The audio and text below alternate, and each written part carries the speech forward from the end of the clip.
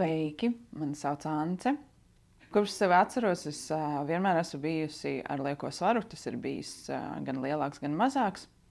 Bet visu savu dzīvi, kopš bērnības jau esmu bijusi tāda bumbiņa, sauksim to tā, vai ne? Un tad nāca, protams, pusauģu gadi, kad sākās tas populārais ļoti diētu laiks. Esmu izmēģinājusi visas iespējamās dikāna, tās Stokholmas un kefīra un kāpostu zupas un olu greifrūta un dažādās diētas, kad tas bija aktuāli. Un pirms aptuveni kādiem 2 gadiem es uzkāpu uz svariem, un viņi rādīja kādus 135 kg. Vienīgā reize, kad man izdevās tā pamatīgi notievēt, bija faktiski, kad es vispār neēdu. Izdevās notievēt kādus 40-50 kg, bet, kad es atgriezos pie tā saucamās normas, tad, protams, viss nāca ar uzuju un nonāca pie tiem 135 kg. Kad es atklāju, ejot pie ārstiem, ka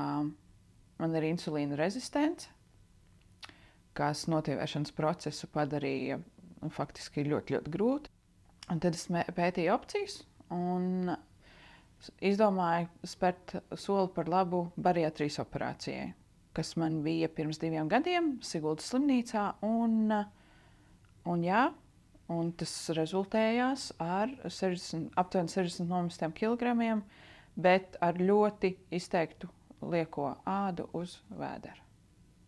Un es sapratu, ka man pat ir grūtāk sadzīvot ar to, ko es redzu, kas man darās uz tā vēdera. Šobrīd nekā tad, kad es biju šos 135 kg, jo es spēju pieņemt, es redzu, tas ir tas, kā es to redzu, apģērbta vai neapģērbta, bet šobrīd ir tā, ka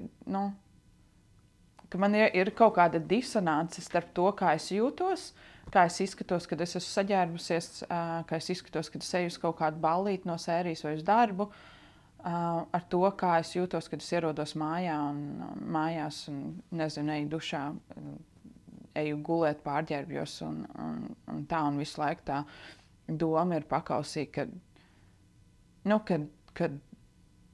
es zinu, ka tas, kā es esmu iedomājusies sevi, ka tā nav realitāte.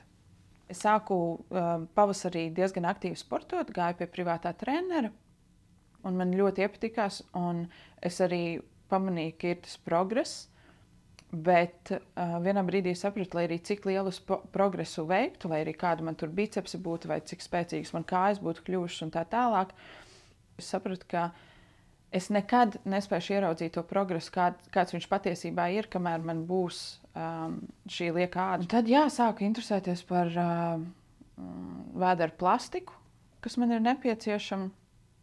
Un tad attapos klīnikā pie Dr. Smartas. Brīnišķīgi vēlētos teikt, tas bija ļoti patīkami pārsteigt, ka pirmkārt konsultācija bija diezgan ilgi. Es biju kaut kā savā galvā iedomājusies, ka tās būs 10-15 minūtes. No sērijas pastāstiet, kāda ir jūsu problēma. Jums ir lieka āda. Labi. Man tika ļoti skaidri parādīts, kur būs tā rēta. Tika pastāstīts, kas tiks darīts.